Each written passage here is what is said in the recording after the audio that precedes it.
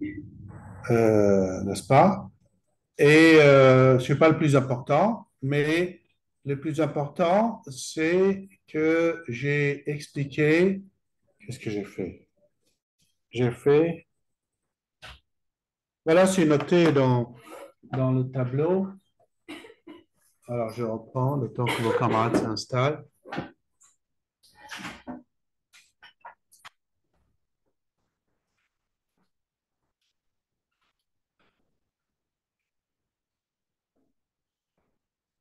Qu'est-ce que je fais? J'ai oublié. C'est marqué dans le tableau parce que ce que j'ai écrit il est là-dedans, mais oui, c'est là.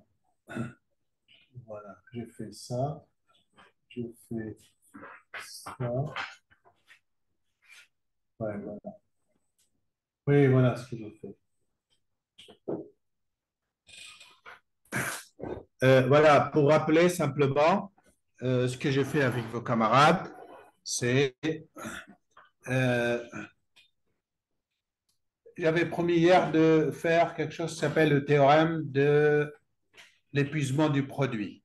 Le théorème de l'épuisement du produit. J'ai expliqué en long et en large que veut dire ce théorème. Essayez de revisionner cette vidéo. Pourquoi j'ai insisté pour qu'on le fasse?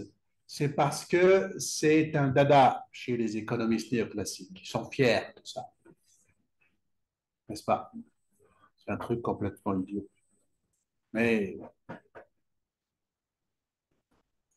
ils appellent ça le théorème de l'épuisement du produit. En fait, c'est une idée qui dit tout simplement comment j'ai pensé à la faire, parce qu'à un moment, on a vu parmi les définitions du PIB, il y en a trois que j'ai rappelées, il y en a plus, mais trois que j'ai faites hier. L'une des trois dit que le PIB est égal à la somme des revenus. Mais essentiellement, bon, il y a trois sortes de revenus. Les entreprises, c'est des profits. Les ménages, c'est des salaires. Et l'État, c'est des impôts nets, des subventions.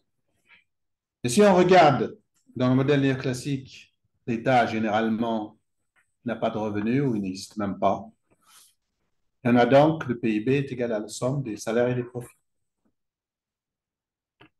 Et ça vient de cette idée que le PIB ou le produit, PIB d'un pays, il doit être totalement épuisé dans la rémunération des facteurs de production KR, salaire plus profit. Et c'est ça qu'ils appellent le théorème de l'épuisement du produit, c'est-à-dire qu'un produit doit être juste suffisant, ni plus ni moins, à rémunérer tous les facteurs de production. Terme simple ici, PIB égale salaire plus profit. C'est exactement ce que l'on trouve en comptabilité nationale, vous le verrez l'année prochaine, que le PIB, dans sa troisième définition, c'est salaire plus profit plus revenu de l'État. Et impôt sur les produits, moins net de subvention sur les produits. Si on écarte l'État, on trouve salaire plus profit. C'est ce que j'ai écrit ici. Y égale F de KM, alors Y ne peut être que W plus K. W, grand W, c'est la somme de tous les salaires. Plus K, la somme de tous les profits. J'aurais dû mettre profits, pas K. C'est pas correct de mettre K et profit. Salaire plus la somme des profits. Tous les profits. Donc, ceux qui écoutent cette vidéo, ceux du matin, remplacez K par profit. OK? OK. Mais c'est quoi les salaires? C'est quoi les profits? L'ensemble des salaires, c'est la quantité de travail fois la rémunération du salaire moyenne. C'est-à-dire, dans la logique néoclassique, il y a une règle qui dit à quoi est égale la rémunération de chaque facteur. Ne l'oubliez pas, je la pose souvent en examen. À quoi est égale la rémunération d'un facteur dans la logique néoclassique? elle est égale à sa productivité marginale. Ne l'oubliez pas, on l'a déjà dit plusieurs fois dans le chapitre sur les néoclassiques. D'accord? Mais retenez-le comme une définition ou une règle. Chez les néoclassiques, un facteur est rémunéré à sa productivité marginale. Donc, le travail est rémunéré à la productivité marginale du travail. Le capital est rémunéré à la productivité marginale du capital. Mais en termes plus simples, c'est quoi la productivité marginale du travail? C'est le salaire moyen d'un travailleur, petit w que je mets ici. Et c'est quoi la productivité marginale du capital? C'est un rendement ou une rentabilité ou un taux de profit, petit r, moyen de cette économie. Si on multiplie chacun par la quantité, R fois la quantité de capital plus salaire fois la quantité de travail, ça nous donne normalement exactement le PIB. Cette expression-là, il l'appelle la formule de l'épuisement du produit. C'est-à-dire tout le produit est épuisé à rémunérer les facteurs. Qu'est-ce que ça veut dire qu'est-ce que ça signifie si ce n'est pas le cas? Ça veut dire qu'il n'y a pas de super profit. Il n'y a pas de profit au-delà des profits normaux, petit r. D'accord? S'il y en a plus, c'est que l'économie n'est pas en équilibre encore. D'accord? Les salaires doivent être rémunérés juste au salaire marginal, enfin, à la productivité marginale. Si c'est plus ou moins, c'est que l'économie n'a pas encore atteint sa stabilité, son équilibre. Pourquoi ils accordent tant d'importance à cette chose qui paraît évidente dans la logique néoclassique? C'est parce que, justement, à cette expression correspond un théorème mathématique. En fait, ils étaient inspirés par un théorème mathématique par un mathématicien qui s'appelle M. Euler et qui porte le nom de théorème d'Euler. Malheureusement, vous ne l'avez pas fait en statistique. Normalement, il devait être fait parce que c'est très simple. C'est un truc simple. Et ce théorème de l'air, il dit qu'une fonction, si elle remplit des conditions, comme vous le savez, toujours en maths, il faut des conditions. Si elle a des propriétés de continuité, qu'elle soit dérivable un peu partout, hein, alors, et en plus, si elle est homogène de degré 1, 2 ou 3 ou 4, degré 1 en général, alors, dans notre cas, c'est alors n'importe quelle valeur de cette fonction y, continue, dérivable, etc. On peut déterminer cette valeur comme étant la somme des dérivées partielles sur toutes les variables, multipliées chacune par chaque variable. C'est du chinois? Pas trop. Alors, je donne un exemple simple. Vous allez voir, c'est bien de me dire que ce n'est pas tout à fait du chinois. C'est du français. Vous la voyez écrite mathématiquement, vous avez peur. En fait, l'idée est très simple. Imaginez, regardez bien, imaginez une fonction qui remplit certaines conditions de dérivabilité, de continuité, tout le tralala, que cette fonction, elle est fonction de plusieurs variables, n'est-ce pas? C'est y égale fonction f de x1, x2, x3, point de suspension jusqu'à xn, par exemple. Ben, n'importe quel y, d'un point à n'importe lequel, de n'importe quelle valeur de cette fonction, c'est égal, en fait, à la dérivée partielle de f par rapport à x1 fois x1, plus la dérivée partielle de f par rapport à x2 fois, plus, etc., etc., jusqu'à xn. D'accord? Ça, c'est un théorème. Bon, bien sûr, dans des cas plus compliqués, l'écriture est plus compliquée. Mais les économistes ont choisi la première version simple qui dit ce que je viens de dire là, que n'importe quelle fonction, si elle remplit certaines conditions, alors la valeur de cette fonction, elle est égale à la somme des dérivées partielles de cette fonction, partielle par rapport à chacune des variables, chacune fois cette variable. C'est tout. Donc ici, y égale f de kl, c'est en fait y fois y égale la dérivée de cette fonction y par rapport à k fois k, plus y dérivé par rapport à L, partielle, hein, fois L. S'il y avait la Terre, par exemple, Y dérivé par rapport à la Terre, fois la quantité de Terre, etc. C'est la formule de... Ça, c'est la formule mathématique, en fait, de le théorème de l'air, qu'ils ont appliqué à leur fonction économique qui est Y égale F de KL. Ils sont fiers de ça. D'accord? Parce qu'ils sont un peu obsédés par les maths. Dès qu'ils voient quelque chose en maths, ils essaient de le trouver son équivalent en économie.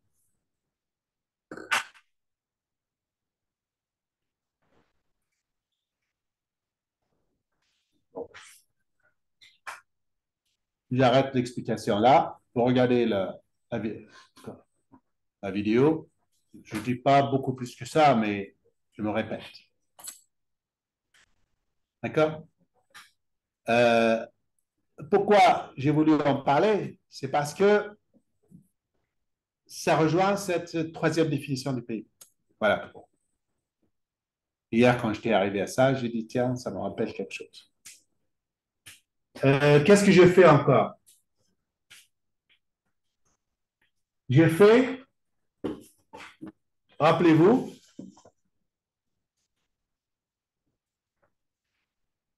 on avait défini trois relations fondamentales du circuit. 1, 2 et 3, vous vous rappelez?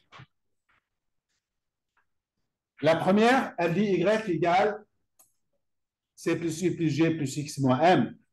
Où on a dit C plus I plus G, on remplace par A, ça devient l'absorption. Et ça nous donne cette relation-là. PIB égale absorption plus X moins M. Et X moins M, je l'ai appelé le compte courant primaire. Une autre façon de l'expliquer, de le définir. C'est un compte courant primaire. La première équation fondamentale, en fait, c'est Y égale, elle est là. Y égale C plus I plus G plus X moins M. C'est celle-là qu'on a écrite hier, n'est-ce pas?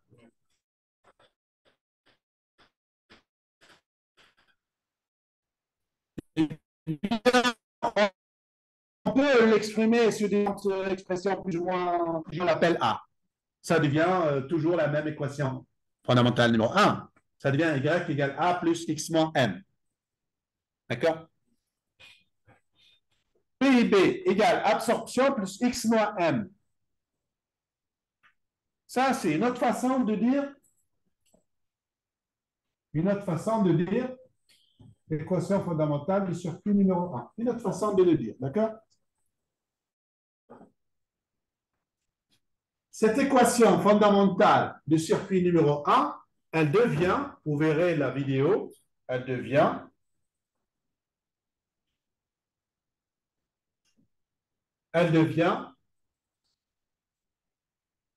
A plus compte courant égale non pas le PIB mais RNDB.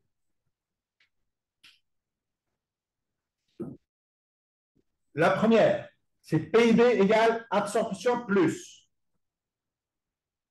C'est l'équation numéro 1. L'équation numéro 4, qui est une autre version de 1, c'est RNDB égale A plus compte courant. Qu'est-ce qui a changé? À la place du PIB, on a mis le RNDB. Et à la place du balance commerciale ou compte courant primaire, on met le compte courant. Et je m'en vais dans la vidéo expliquer qu'est-ce que le compte courant, qu'est-ce que le PIB, qu'est-ce que le RNB et qu'est-ce que le RNDB. Et comment arriver de là à là. Regardez-le bien dans la vidéo et essayez de poser des questions la prochaine fois. L'explication n'est pas compliquée du tout, mais son intérêt, je l'ai dit dans cette vidéo, son intérêt, c'est de passer d'un bloc de la balance de paiement qui est la balance commerciale à un bloc plus large de la balance de paiement qui est le compte courant. Voilà l'intérêt. Essayez de le regarder, de le visionner. Je vais passer à autre chose maintenant. Claro? Donc, je compte sur vous pour le visionner, bien le comprendre. Vous avez tout pour le comprendre, mais ramenez des questions pour la prochaine fois. Alors, ce que je vais faire aujourd'hui, enfin maintenant, dans votre groupe, c'est euh, quelque chose qui nous préparera pour le chapitre prochain du mercredi prochain. J'ai dit que pour faire Keynes, il nous fallait rentrer dans le domaine de Keynes. D'accord? Vous connaissez cette pub, le domaine du Campbell? Non? C'est une publicité pour un whisky irlandais. Vous rentrez dans le domaine du Campbell. On est rentré dans le domaine de Keynes par deux, pas rentré par la porte, mais par la fenêtre. Deux fenêtres. C'était, première fenêtre, c'était le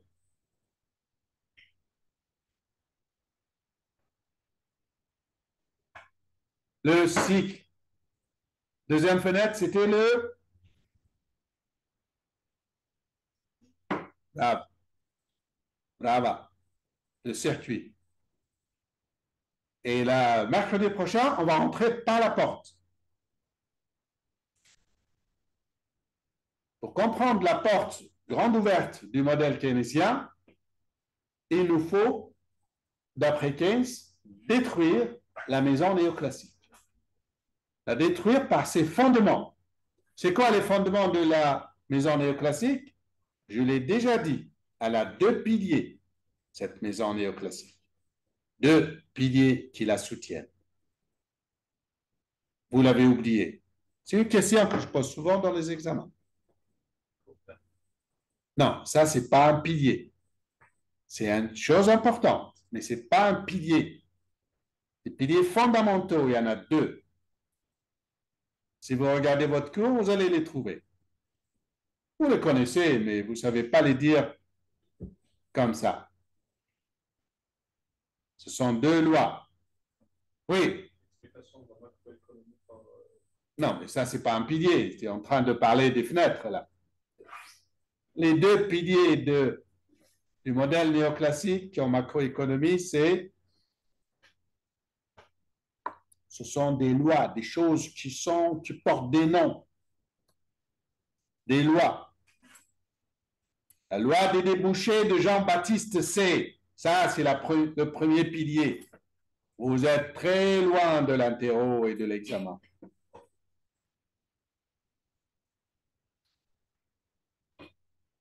Hein? T'es prêt ou t'es pas prêt? Non, mais si tu t'y mets comme ça un bon week-end, ça devrait aller, non?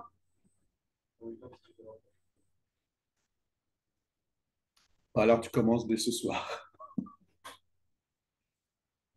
Donc, le premier pilier de la théorie néoclassique, c'est le modèle macroéconomique néoclassique. C'est la loi des débouchés de Jean-Baptiste C. Pourquoi tu fais cette moue? Pourquoi tu fais cette moue? Oui, ça veut dire que tu as un doute. Hein?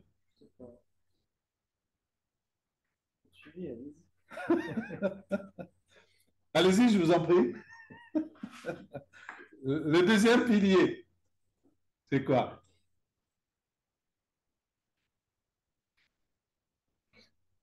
C'est quoi le deuxième pilier? Si vous regardez votre cours, vous allez le trouver. Hein.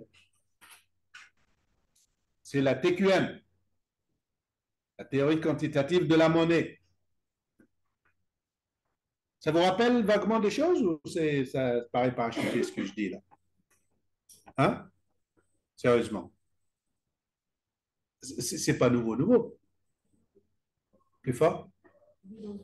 C'est dans le cours, mais ça vous demande un peu de recul. Ça veut dire que ce genre de choses, il ne faut pas venir les apprendre la veille de l'examen. Il faut un peu de recul. Les voir, allez, 3 fois, disons, séparés de quelques jours. Comme ça qu'on assimile les choses. Si vous voyez tout d'un seul coup la veille de l'interro ou de l'examen, l'esprit n'a pas de recul.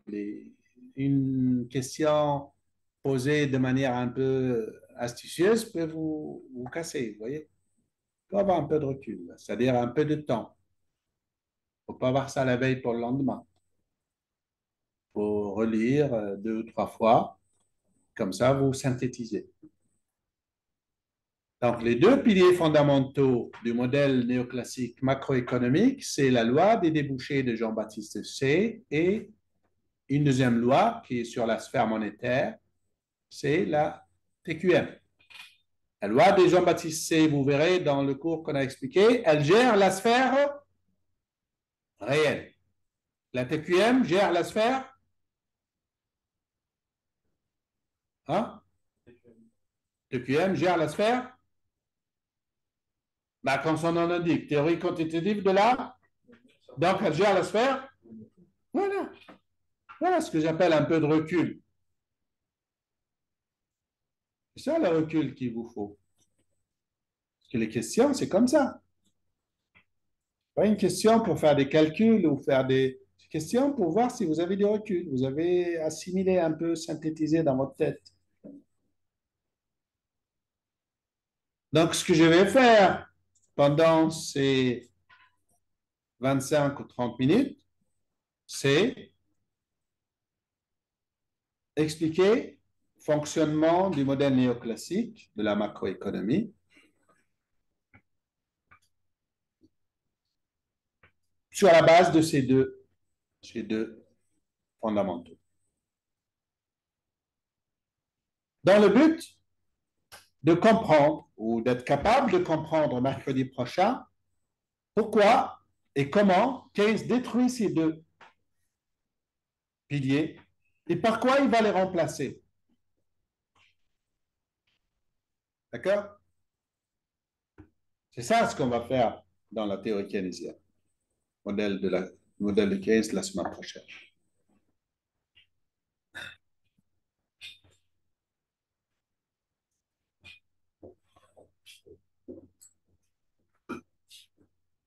C'est un modèle simple, modèle néoclassique. J'espère que c'est visible pour vos camarades. De toute façon, ceux qui ne voient pas le tableau, je pense que tout ça, c'est posté dans le NT. Si ce n'est pas posté dans le NT, je le reposterai. Mais en tout cas, je sais qu'il est posté. Tu es en train de vérifier? Tu me dis si ce n'est pas posté. Non? Bon, c'est pas grave, je le vérifierai moi-même. Moi-même, je vérifierai et je verrai s'il n'est pas posté, je le mettrai pour ne pas être embêté à tout noter, etc. N'est-ce pas? Donc, c'est un modèle macroéconomique néoclassique simple à un seul marché, celui des biens et des services, qui permet de comprendre comment il fonctionne, quelles sont ses conclusions, bien sûr en partant de ses piliers fondamentaux.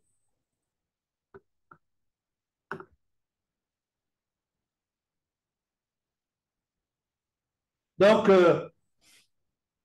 c'est un modèle qui est très simple, mais il permet de comprendre les différences fondamentales entre les 2 écoles, néoclassique et keynésienne, et permet surtout de comprendre quel est le rôle des variables fondamentales, les prix et les marchés. Les prix et le marché, dans ce cas-là, simple, du modèle néoclassique. Bien sûr, en partant, bon, on va essayer de l'expliquer. Voilà une chose simple que je répète ici, c'est une répétition. Modèle à un seul marché, tout Les modèles néoclassiques partent de deux sphères. Une sphère réelle où se définissent les variables réelles. Prix relatif, ce n'est pas des prix, c'est des prix relatifs. PIB réel, que je note petit y, sachant que grand Y, c'est le nominal, le PIB courant ou nominal. L, la quantité de travail, U, le chômage, le salaire réel, petit w, le taux d'intérêt réel, petit r. L, c'est le travail, comme toujours.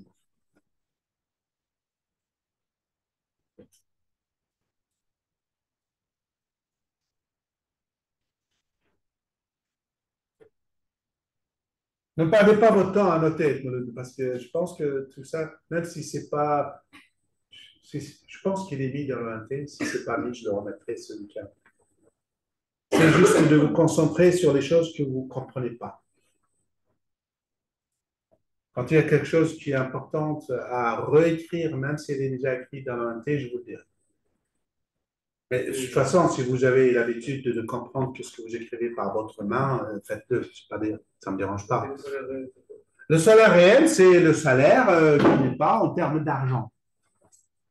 D'accord? Ça veut dire que le pouvoir d'achat du salaire, n'est-ce pas? Le salaire réel, ce n'est pas le salaire. D'accord? Quand je dis, par exemple, quand je dis le PIB réel, ce n'est pas le PIB. En général, comment on trouve une chose réelle à partir de sa même valeur nominale? En divisant par le niveau général des prix ou l'inflation. Vous vous rappelez de ça? Si je vous dis une variable, n'importe laquelle, le salaire que vous obtenez, c'est un salaire nominal en termes d'euros par mois, n'est-ce pas? Si je vous dis euh, ce salaire-là ne signifie pas beaucoup, hein, n'a pas beaucoup de signification pour un économiste. C'est le salaire réel qui a plus d'importance pour lui, c'est-à-dire le salaire divisé par le niveau général des prix, c'est-à-dire par l'inflation, pour avoir le salaire réel, le pouvoir d'achat du salaire. S'il y a trop d'inflation et que tu as un bon salaire, c'est peut-être pas bien. Il faut le diviser par le niveau de l'inflation.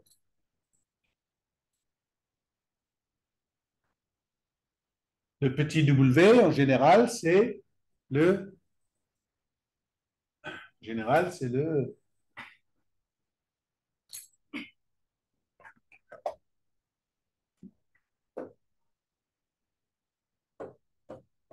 W, c'est le salaire nominal. Et si je divise W par le niveau général des prix, on trouve petit w. C'est le salaire réel. Ça, c'est le salaire nominal. Et ça, c'est le salaire réel. Le taux d'intérêt est aussi réel. Si je te dis aujourd'hui, tu vas emprunter de l'argent à la banque te dit, je te taxe, je te charge 5% sur le crédit que je vais te donner, d'accord? 5%. Bon, le 5%, quand tu n'es pas très futé, tu dis, ouais, c'est pas cher, d'accord? Mais c'est pas bien, il faut le comparer à l'inflation, d'accord? Ça ne suffit pas de dire c'est cher ou c'est pas cher, c'est par rapport à l'inflation, par rapport au niveau général des prix. Le taux d'intérêt réel, petit r, est égal au taux d'intérêt nominal qui est I en général, plus le taux d'inflation, petit p. Ça, c'est réel et ça, c'est nominal. Et entre les deux, il y a l'inflation.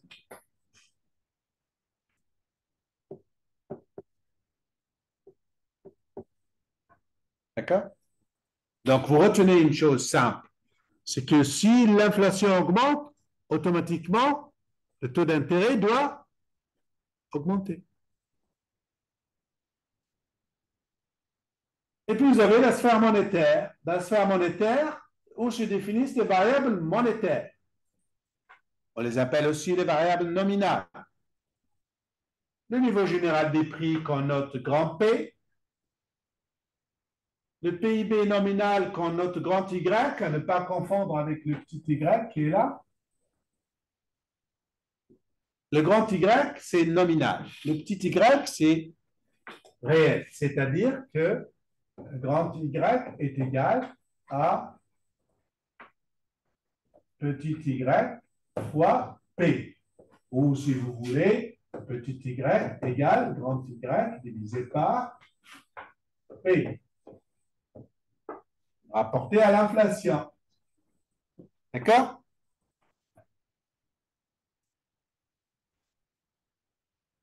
Le salaire nominal, tel qu'il est défini ici. Taux d'intérêt nominal, c'est le petit i que j'ai mis ici. D'accord? Cette équation-là, oh là là, on en fait tout un plat en économie. Hein? Vous l'avez comprise hein, quand je l'ai écrite comme ça? Hein? Est-ce qu'elle te parle comme ça? On va l'expliquer rapidement.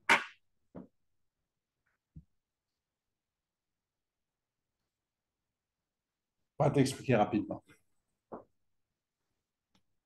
Vous me suivez? Vous êtes prêts à comprendre des choses très simples, mais très utiles? Sauf que les économistes, comme ces choses simples, ils en font tout un fromage. Tout un fromage. Imaginons que tu ailles demander un crédit à la banque. D'accord? La banque te dit 5% d'intérêt. D'accord? Imaginons que le temps où tu vas rembourser le crédit, tu anticipes que l'inflation sera de 5%. Tu prends le crédit ou tu ne le prends pas?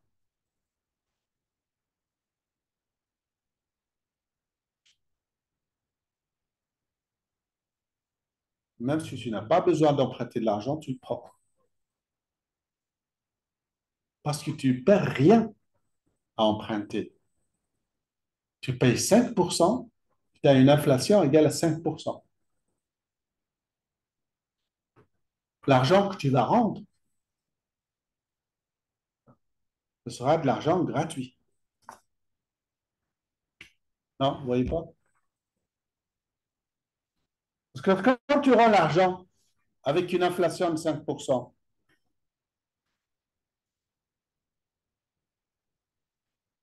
tu rends moins d'argent à la banque, réellement. Parce que tu lui rends un argent qui a moins de valeur. Parce que l'inflation, c'est une baisse de valeur de la monnaie. Si la monnaie perd 5%, ben, tu rembourses 5% de plus parce que tu payes I égale à 5%, mais il y a un argent qui a perdu 5% de sa valeur. Donc, tu n'as rien payé. Comprenez? Mais sauf que là, vous comprenez que cette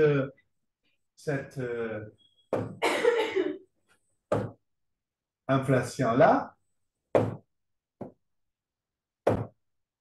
il ne pas ma couleur, ce salaud. Je ne veux pas. Je voulais écrire.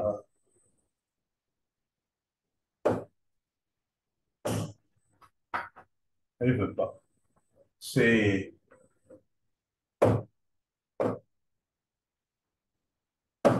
Il va écrire peut-être. Même pas. J'ai perdu A sur là. I plus l'inflation Anticiper. Ce que tu anticipes comme inflation. Corriger, j'ai mis I, en fait, c'est I anticipé. Pi, c'est pi anticipé. Tu as compris?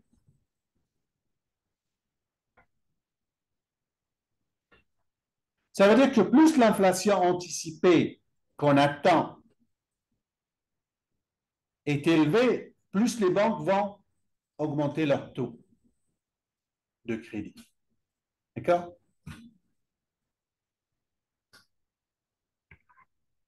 Donc, je passe à...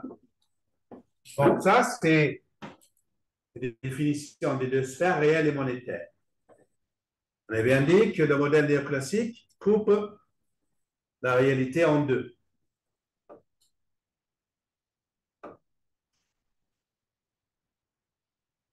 Pourquoi il ne bouge pas? Il ne veut pas. Hein. Ah ouais, il veut me faire chier, ça. Bon, on va enlever ça.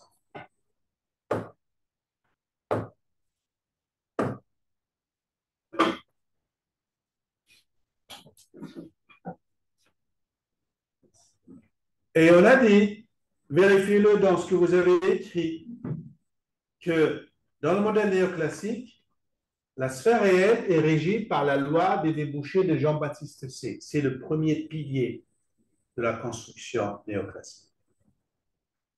Elle dit que toute offre crée sa propre demande. La loi de Jean-Baptiste C, la loi des débouchés, dit que toute offre crée sa propre demande.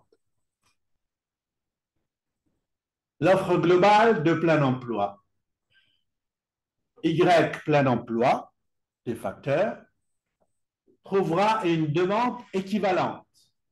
On n'a pas à s'inquiéter d'après les néoclassiques et d'après Jean-Baptiste C. Donc, pas de crise de surproduction. Vous vous rappelez d'une chose équivalente qu'on a dite dans le modèle d'équilibre général de Walras?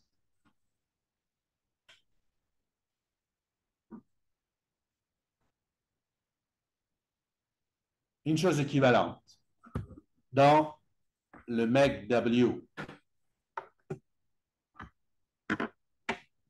On a dit une chose équivalente qui est que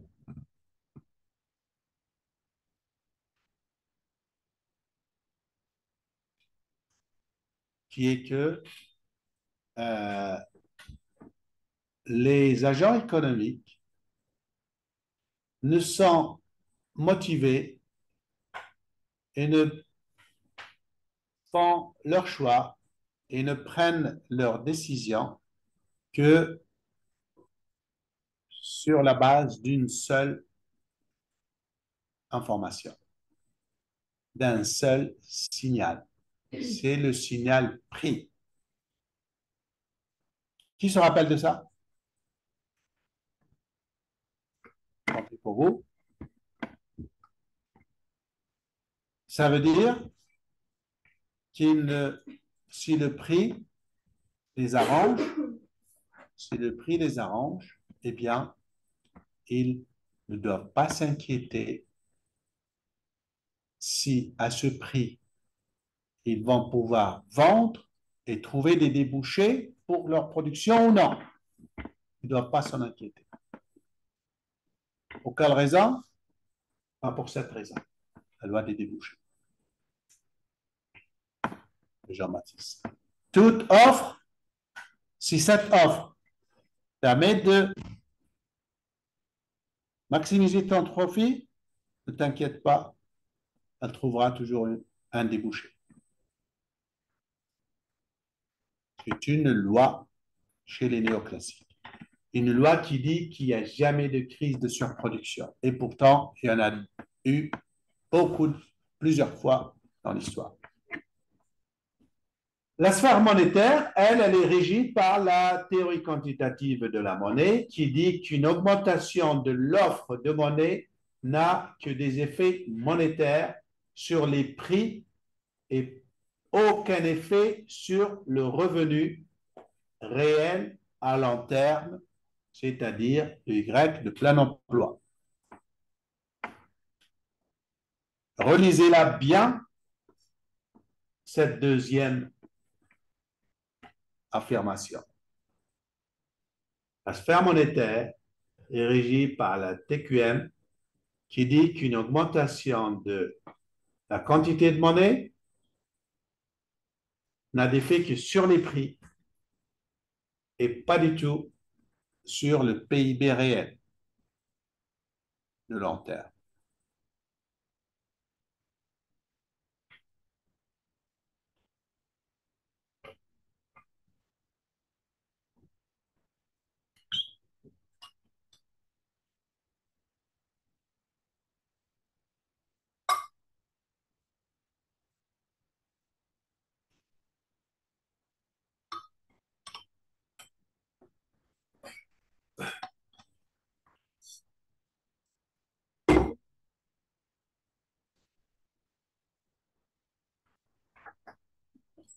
Ensuite, bon, là, j'explique un peu la théorie quantitative de la monnaie. Et ça, je l'ai bien dit dans le cours, que cette idée de fait que la quantité de monnaie qui augmente, elle augmente les prix, elle remonte à David Hume du début du milieu du XVIIIe siècle. Considère que l'élément clé pour comprendre le fonctionnement de l'économie de marché, c'est le rôle de la monnaie sur les prix, et cette fois des prix absolus, des prix monétaires.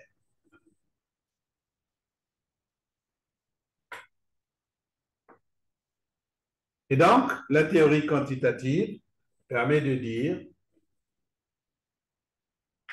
les variations de la quantité de monnaie dans l'économie, ou de la monnaie offerte, est-ce qu'elles ont des effets sur les variables réelles?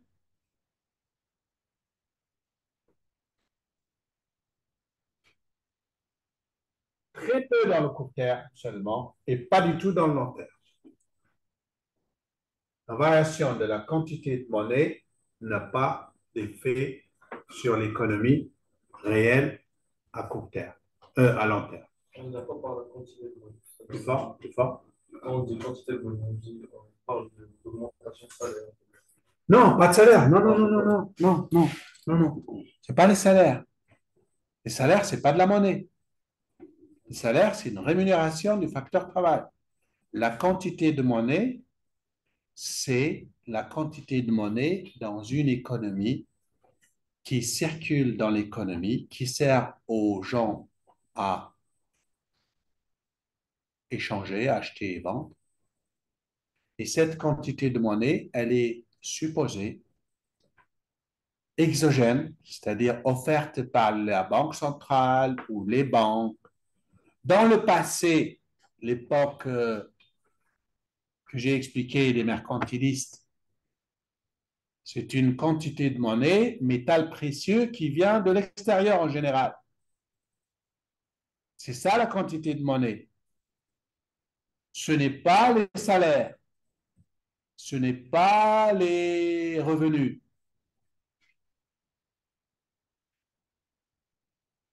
La quantité de monnaie, c'est la quantité de moyens de paiement à la disposition des gens dans l'économie et qui n'ont pas créé eux-mêmes. Ça vient des banques centrales. Dans le passé, ça venait des métaux précieux. Et ces métaux précieux sont une donnée qui n'est pas une donnée économique, une donnée monétaire qui s'impose à l'économie de l'extérieur. Si cette quantité de monnaie augmente, eh bien, elle amène avec elle de l'inflation dans le pays. Vous vous rappelez quand j'ai expliqué comment les mercantilistes, ils voulaient accumuler de l'argent et tout, accumuler des excédents. Ces excédents sont sous forme de métaux précieux. Et comme on fabrique la monnaie à partir on dit, on monétise les métaux précieux dans l'hôtel de la monnaie. On met le tampon, on fait pas le tampon, on met le sceau du roi et ça devient de la monnaie. Cette monnaie-là, s'il y en a trop, ben, il y a de l'inflation, d'après cette théorie. D'accord? Avec l'autre, tu as un doute. Non, mais je dis pas que tu as un doute. Je dis que vous n'avez pas beaucoup, on vous a pas beaucoup raconté des choses sur cette histoire-là. Et donc, vous avez du mal à combler le manque de histoire, roman, film. C'est des choses sur lesquelles vous n'avez pas écouté beaucoup d'histoire. C'est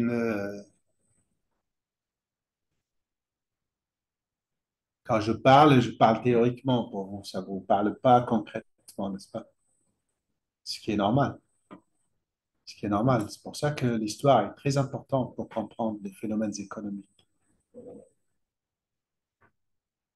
Quand je vous ai expliqué quelquefois au début du semestre qu'on a des périodes où il y a eu de création monétaire ou de flux monétaires qui arrivent dans un pays et qui peut être un peu trop abondant. Pour quelle raison? Ça crée de l'inflation. Ça crée de l'inflation parce que la production ne suit pas immédiatement l'augmentation des moyens de paiement.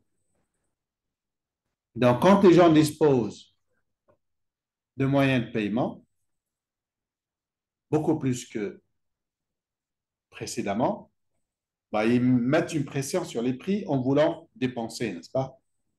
Ils mettent une pression sur les prix. Ils veulent dépenser. Comme il n'y a pas assez de produits, eh bien, ça fait pousser les prix.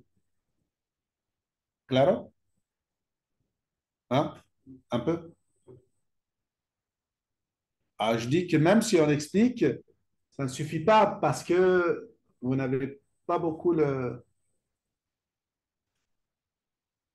d'exemples historiques ou des exemples.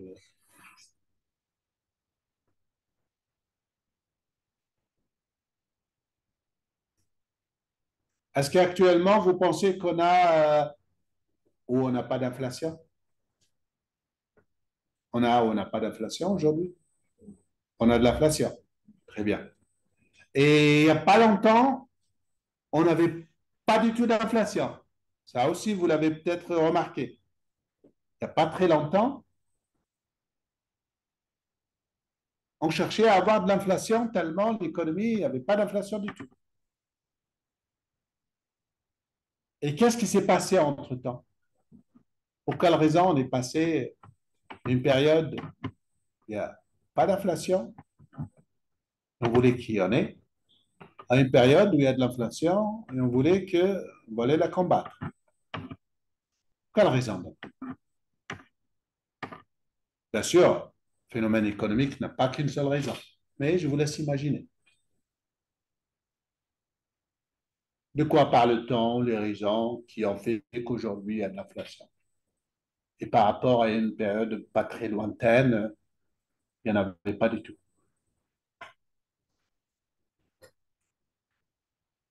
Est-ce que vous avez un écho un peu de ce que je dis? Je vous rassure tout de suite, il y a beaucoup d'explications très opposées. Mais vous avez peut-être dû entendre une de ces explications.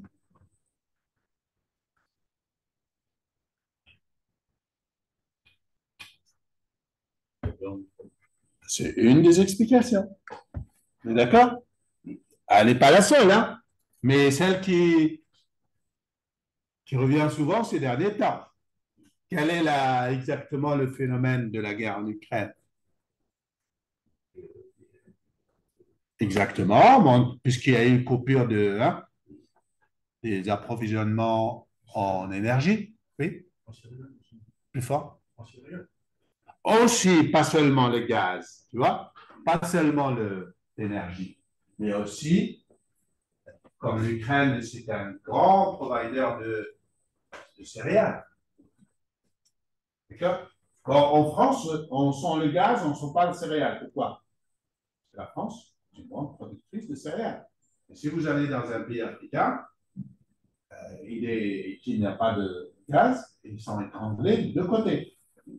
Donc, on souffre. Hein? Donc, ça, c'est une première explication. Elle n'est pas la seule.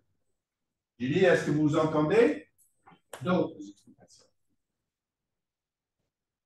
Oui. Il n'y a pas le Covid-19? Qu'est-ce qui s'est passé dans le Covid-19? Ben, Ben, je ne sais pas, mais c'est presque, presque dans la solution. Mais il faut développer un peu. Alors, tes camarades, ils ont développé un peu. Il ne suffit pas de me dire l'Ukraine. Il faut expliquer un peu. Ce que vous avez dit, c'est bien. Il ne faut pas toujours s'arrêter à Covid. Ah, ok, il faut développer un peu. Bah, je demande la question à tout le monde, hein, pas que à toi.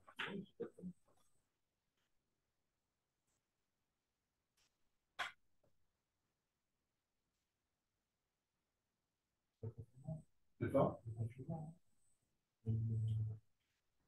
Oui, oui, le confinement, l'économie s'est arrêtée, beaucoup d'activités se sont arrêtées. Et puis après le confinement, pour relancer l'économie, on a demandé, les gouvernements ont poussé les banques centrales à verser, à injecter de l'argent dans l'économie. Donc, mettre de la monnaie dans l'économie, ça amène à la pauvreté. Exactement. D'accord?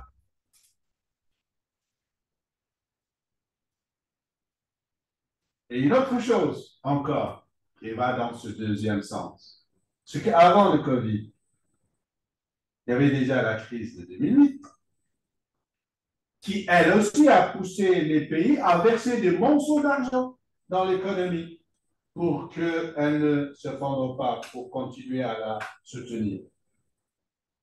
Ça n'a pas, cette quantité d'argent supplémentaire n'a pas donné immédiatement de l'inflation.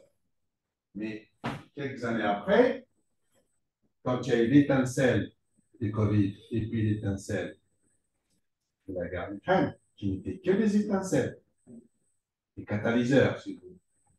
Ça a ramené l'inflation déjà de juste après 2008. D'accord? Ça veut dire que le malade était déjà, comment on dit, le maire était déjà dans le fruit. Donc finalement, pourquoi on n'entend pas parler des deux dernières explications? On n'entend que la guerre en Ukraine. Pourquoi? Non, c'est pas que c'est plus récent. Ça met de la poudre aux yeux des gens. Il n'y a que Poutine qui est la cause de tout.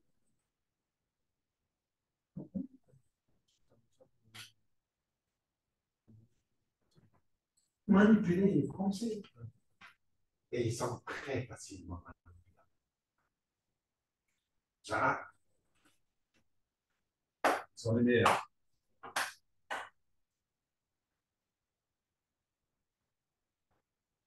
On n'entend que la cause de l'Ukraine. Mais en fait, l'inflation a commencé avant la guerre. Nous, on ne parlera plus, ça, quand même. On va pas embêter les gens avec ça. Bien sûr, avec mon n'est pas d'accord, mais je m'en fous. Tu es d'accord? Je m'en fous aussi. J'ai pas d'avis. Donc, est-ce que c'est un peu plus clair cette histoire de l'augmentation de la variation de l'offre de monnaie? Ça veut dire la monnaie, la monnaie est considérée comme quelque chose qui peut être manipulé par les banques centrales. On augmente la quantité de monnaie comme on l'a fait après la crise de 2008 dans le but de relancer l'économie. Mais ça finit toujours par donner de l'inflation. D'après cette logique. Hein? Et donc, la variation de l'offre de monnaie, par exemple, après, regardez bien, s'il vous plaît, regardez bien, je finis la phrase ici. L'offre de monnaie, des quantités énormes de monnaie qui ont été injectées dans l'économie après la crise de 2008. Arrivé en Europe 2009-10. D'accord? Cette augmentation de quantité de monnaie avait quel objectif? De relancer l'économie.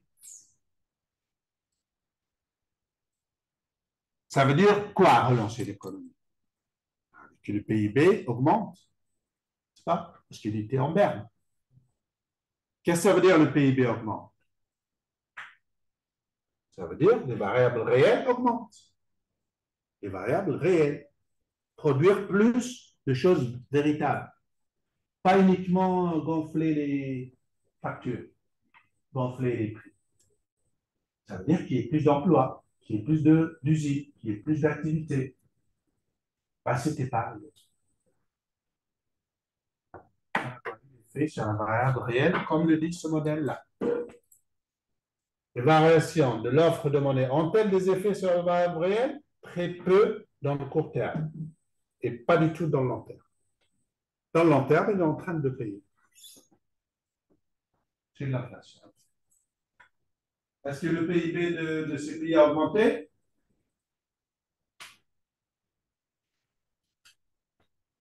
Très peu au Nord. Un petit peu pour d'autres raisons aux États-Unis. Et même aux États-Unis, c'est des gens qui mettent des... Parce que la croissance américaine, elle est particulière. Elle a des sources différentes. Pas comme la croissance des pays européens. Elle a des sources de croissance que un seul pour ça. Non, j'ai des entreprises dans tous les pays. C'est quoi les entreprises? Tu me dirais peut-être de meilleures entreprises. C'est pas faux. C'est pas faux. Il faut s'exprimer. C'est une caractéristique qui ne possède pas tous les pays. Une deuxième caractéristique des États-Unis, c'est quoi?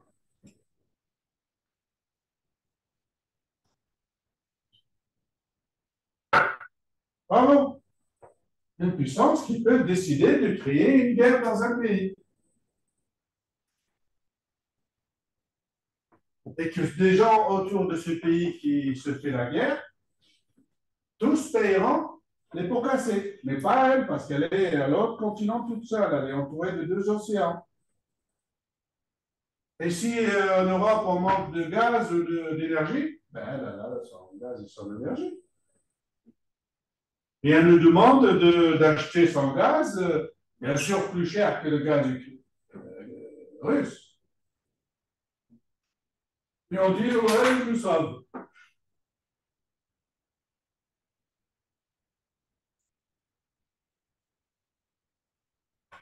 Et puis il y a une autre caractéristique, une troisième que tu as oubliée. Laquelle?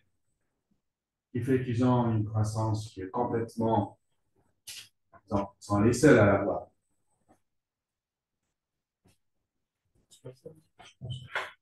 Quoi, tu cultives des tomates dans l'espace? Non, ils ont des satellites. Et le satellite, ça fait manger, c'est ça? Ça donne à manger le satellite? Non. Non, ils ont quelque chose de plus fort que le satellite. Ils ont le dollar. Ah, oui. Ah, oui, ils ont le dollar. Le dollar, c'est une source de puissance. Et ils sont les seuls à l'avoir. C'est pour ça que cette théorie quantitative s'applique beaucoup plus s'applique pas aux États-Unis. Donc, continuons. Pour le montrer, on se place dans le cas le plus simple d'une économie avec un seul marché et un seul facteur, un seul actif financier qui est la monnaie M. La monnaie n'a dans cette économie qu'une seule fonction, c'est-à-dire la fonction de moyen d'échange. Et son existence signifie qu'on peut reporter du pouvoir d'achat dans le temps. Ensuite, la quantité de monnaie qu'un agent souhaite détenir en moyenne au cours d'une période de temps s'appelle la demande de monnaie. C'est-à-dire, comme toute logique néoclassique, en face de l'offre de monnaie, par qui l'offre de monnaie? Par les autorités monétaires, banque centrale. Et c'est quoi la demande de monnaie? C'est celle exprimée par le besoin des gens de moyens de paiement. Ils ont besoin de moyens de paiement, c'est leur demande de monnaie. Quelquefois, cette demande de monnaie, elle rencontre une offre suffisante à la Banque centrale et quelquefois, ce n'est pas suffisant.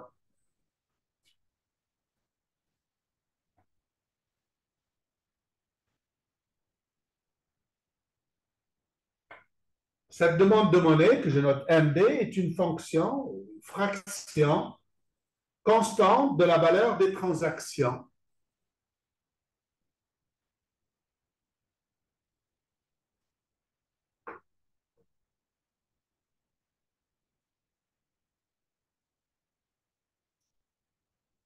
Vous vous rappelez, tout ça, je l'ai expliqué il y a déjà à peu près un mois. Vous vous rappelez cette formule?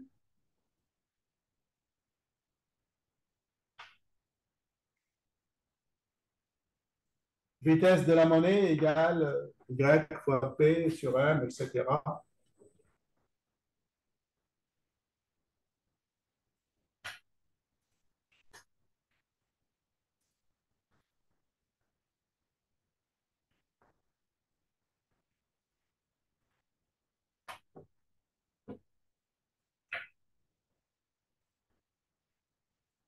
Voilà une expression de... Voilà comment on a expliqué, on a exprimé la théorie quantitative de la monnaie il y a un mois à peu près. C'est M fois V égale P fois Y. Rappelez-vous, regardez dans votre cahier, vous allez voir qu'on a écrit ceci. La quantité de monnaie fois la vitesse de circulation de la monnaie est égale au PIB réel fois le niveau général des prix, ou égale au PIB nominal, tout simplement. Une autre façon de l'écrire, c'est comme ça. La même chose. Que la monnaie égale à P fois Y multiplié par K, ou petit k, c'est égal à 1 sur V. Vous voyez le V qui est ici?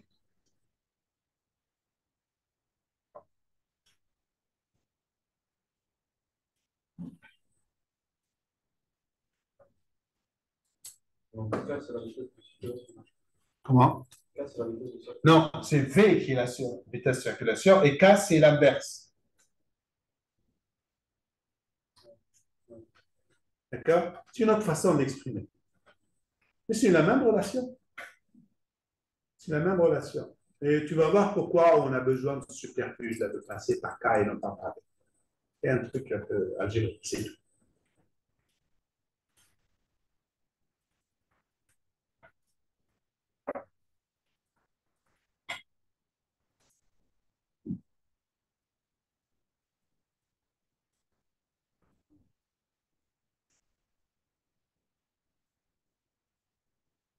Donc, c'est ici pour expliquer que si le PIB de plein emploi c'est-à-dire le PIB d'équilibre, il est déterminé dans la sphère réelle seulement par la loi de Jean-Baptiste C. Quand on fait varier M, on l'augmente, ça n'a pas d'effet sur Y, ça n'a d'effet que sur P, à condition de considérer la vitesse, ou K, son inverse, comme étant des données constantes, c'est-à-dire Y et K sont fixes.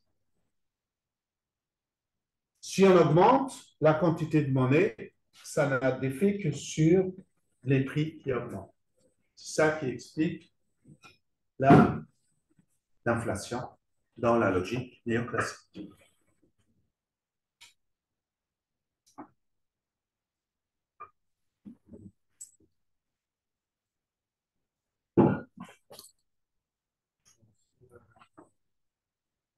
Si la quantité de monnaie augmente, Dans une économie.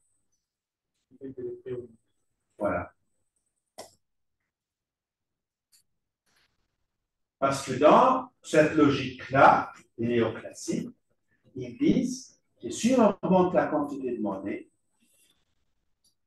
ça ne doit pas avoir d'effet sur le PIB réel, la quantité que l'économie produit réellement. Pourquoi? Parce qu'ils disent que la quantité que l'économie produit réellement, son PIB réel, il est déterminé dans la sphère réelle. On a beau augmenter la quantité de monnaie, ça ne l'augmente. Ça ne fait qu'augmenter les prix dans la sphère monétaire. D'accord? C'est ça qu'on appelait comment? Dans un autre cours, on a appelé ça la neutralité de la monnaie. Qu'est-ce que ça veut dire, neutralité de la monnaie? Neutre par rapport à quoi? Ça veut dire que quand on augmente la monnaie, ça n'augmente pas la quantité réellement produite par l'économie. Il n'y a pas plus d'emplois, pas plus de choses à manger. Ça fait que augmenter les prix. Un moment de réglage. Hein? D'accord?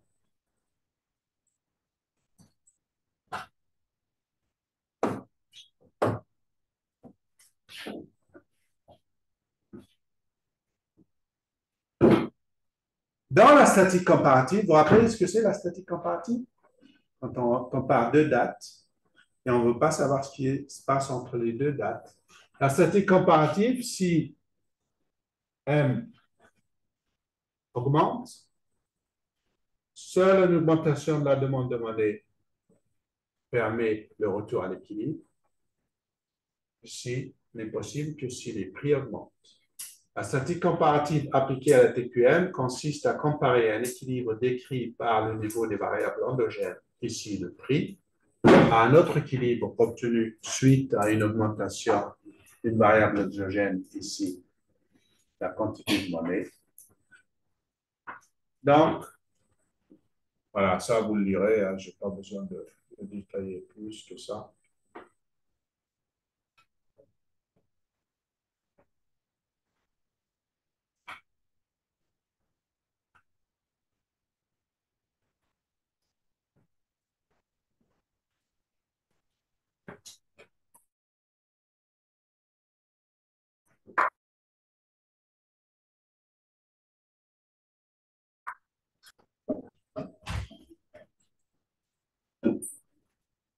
Donc, je vais essayer de montrer un peu dans ce modèle comment fonctionne graphiquement ce modèle. Voilà, ça c'est une chose importante dans le modèle néoclassique, l'explication graphique, si vous voulez.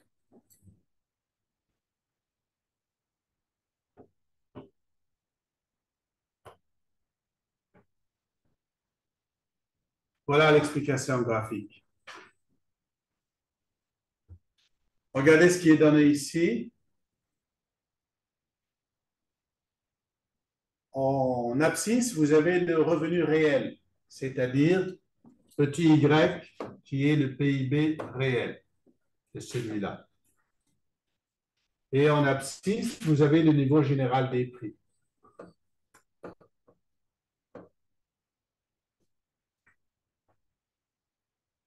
La verticale s'appelle l'offre globale de long terme, qui est donnée par la loi des débouchés de Jean-Baptiste C.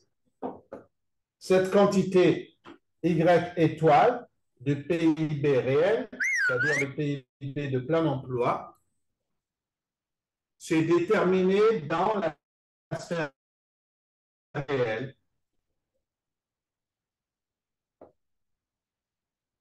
Déterminé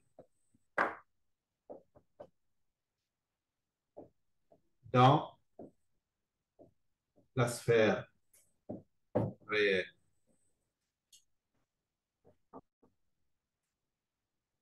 Ça veut dire qu'il n'a rien à voir avec la quantité de monnaie.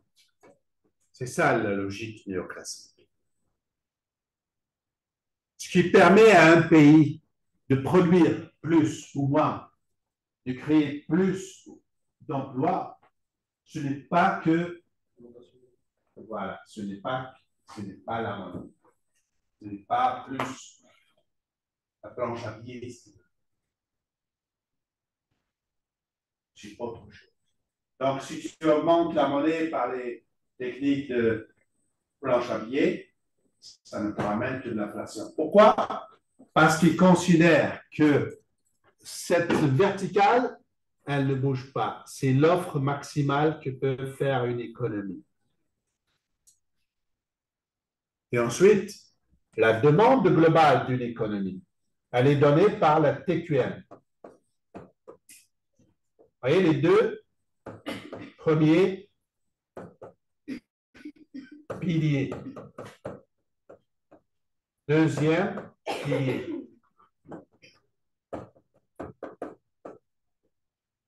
Premier pilier, deuxième pilier. Quand tu as les deux piliers,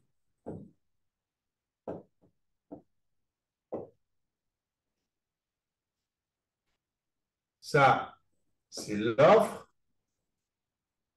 globale de long terme, c'est-à-dire Y, un plein emploi.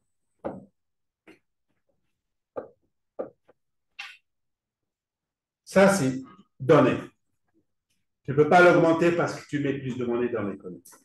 Et là, c'est la demande globale donnée par la TQM. Pourquoi? Parce que la monnaie que tu mets dans l'économie, les gens ont cette monnaie exprime leur demande d'achat des biens et des services Y et fois. Si tu leur donnes beaucoup, trop, ils vont acheter ces biens, ils sont prêts à payer plus. Et donc, ils poussent les prix vers le haut. Donc, les prix augmentent. Comment les prix augmentent? Ben, si tu augmentes la demande globale parce que tu as augmenté la quantité de monnaie, ça fait que hop, les prix sortent. Et ça reste toujours au niveau des Y étoiles. Ça n'augmente pas. Pourquoi je rappelle tout ça? Je rappelle tout ça parce que Keynes va détruire tout ça. C'est ce qu'on fera dans le cours de mercredi prochain. Keynes va détruire tout ça. On va dire pourquoi il n'est pas d'accord avec ça. Mais déjà, avant de savoir comment Keynes va le détruire, on va continuer dans la logique des néoclassiques pour dire que, vous vous rappelez quand j'ai parlé de l'effet d'éviction, vous allez être ramassé à la petite cuillère à l'examen.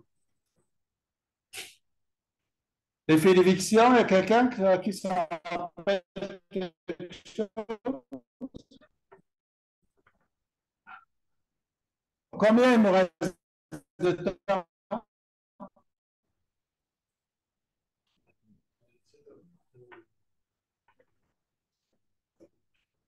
Tu as dit 5 minutes?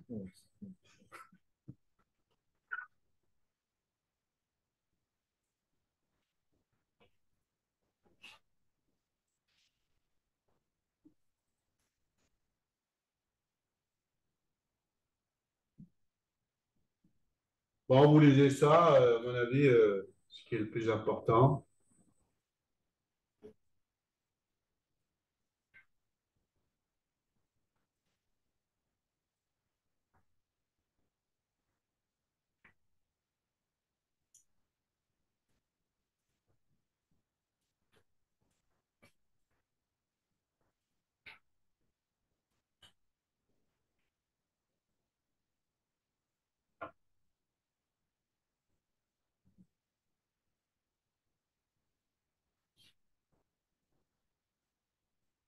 Ce qu'on veut montrer ici, c'est une idée très simple.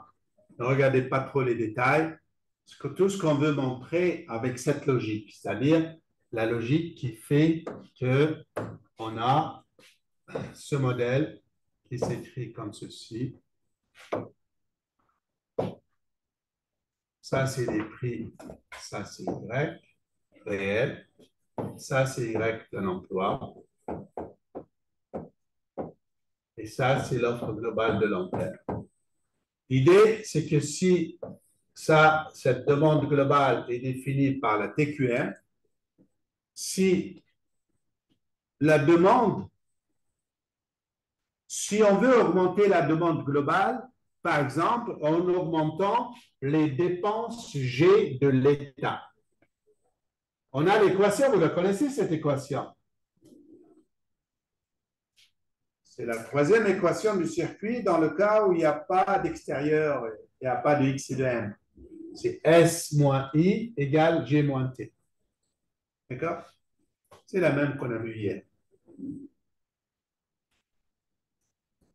Supposons qu'on part d'un équilibre comme ceci, si on augmente G et que T reste constant, le taxe n'augmente pas.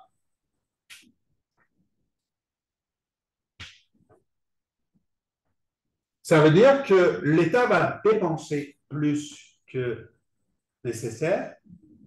Et donc, les dépenses de l'État font partie de la demande globale. Donc, la dépense publique, DP, c'est dépenses publiques, augmente le déficit de l'État. Donc, il y a un déplacement vers la droite. Ça veut dire que la demande globale va augmenter.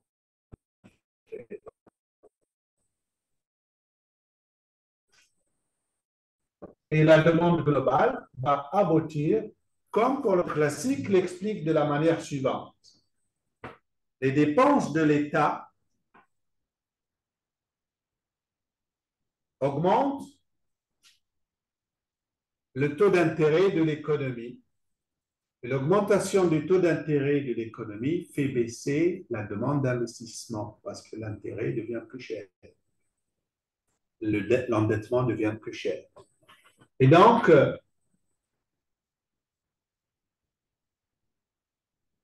la consommation augmente et l'épargne augmente et la consommation diminue.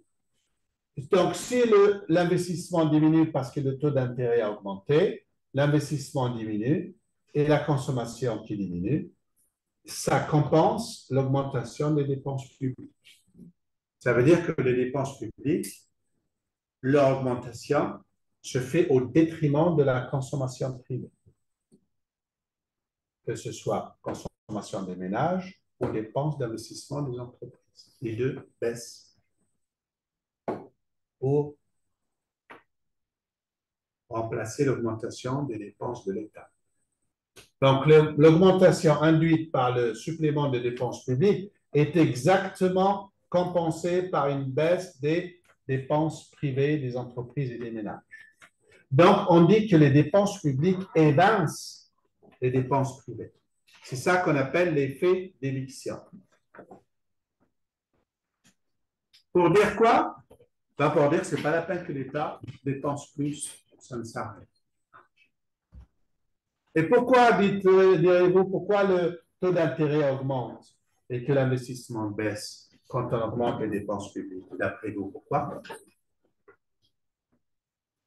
Parce que quand on augmente les dépenses publiques sont comment aujourd'hui les dépenses publiques, sous quelle forme elles augmentent? Elles augmentent parce que l'État s'endette, n'est-ce pas? Quand l'État s'endette, il émet des titres publics. Quand il émet des titres publics, ben, les taux d'intérêt augmentent. D'accord? Comment attirer des épargnants qui achètent la dette de l'État? Il faut leur donner des taux d'intérêt meilleurs que ceux du marché. Donc le taux d'intérêt augmente. Si le taux d'intérêt augmente, ça évince l'investissement des entreprises, ça augmente l'épargne des agents, puisqu'ils ont un intérêt meilleur. Donc ils consomment moins. Et donc leur consommation baisse.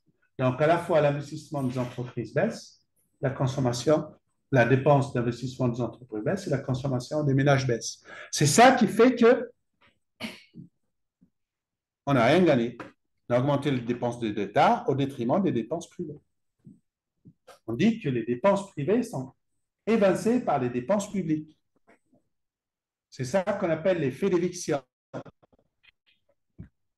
Beaucoup de gens disent qu'aujourd'hui, dans beaucoup de pays, les dépenses de l'État qui ont cette bonne intention de relancer l'économie ne font que du surplace, ne font que réduire les dépenses privées. Donc, du coup, les dépenses totales n'augmentent pas. Se font des vases communicants.